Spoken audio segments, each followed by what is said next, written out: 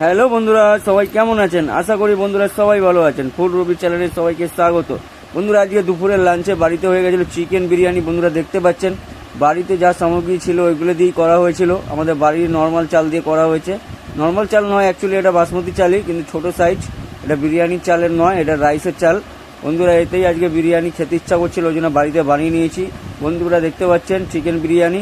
বন্ধুরা খুবই এটা দেখতে ভালো লাগছে, আমি ভাবতে পারিনি এত ভালো হবে।